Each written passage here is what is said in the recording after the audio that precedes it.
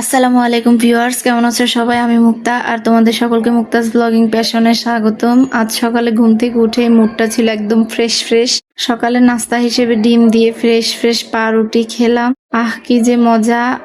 তার অল্প কিছুক্ষণ পরেই আব্বু এসে হাজির। আব্বু ব্যবসার কাজে ঢাকা গিয়েছিল, আজই ফিরেছে। যাওয়ার সময় আমি আব্বুর কাছে একটু বায়না ধরেছিলাম, আব্বু ফিরে আসার পথে প্লিজ কুমিল্লার বিখ্যাত রসমালাই নিয়ে আসবেন। আর আব্বু ঠিকই আমার ইচ্ছে পূরণ করেছে। হাতে একটা প্যাকেট দিল, খুলেই দেখি ওয়াও, একদম কুমিল্লার আসল রসমালাই। দেখতে যেমন সুস্বাদু, খেতেও ঠিক ততটাই মজার। নরম নরম রসগোল্লা, এর একটা আলাদা ফ্লেভার আছে, মুখে দিলেই গলে যায়। কালারটাও দেখুন কতটা সুন্দর, একদম ক্রিমি।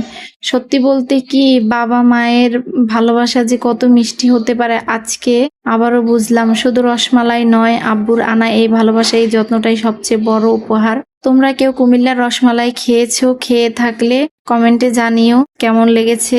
আর আমার আজকের এই মিষ্টি মর্নিং ভাইব যদি তোমাদের ভালো লেগে থাকে তাহলে ভিডিওটা লাইক দিও, শেয়ার দিও। আর আমার চ্যানেল মুক্তাস ব্লগিং প্যাশনে সাবস্ক্রাইব করতে ভুলবে না। আজকের মতো এই পর্যন্তই, দেখা হবে পরের ভিডিওতে। সে পর্যন্ত সবাই ভালো থেকো, সুস্থ থেকো, টাটা বাই বাই, আল্লাহ হাফিজ।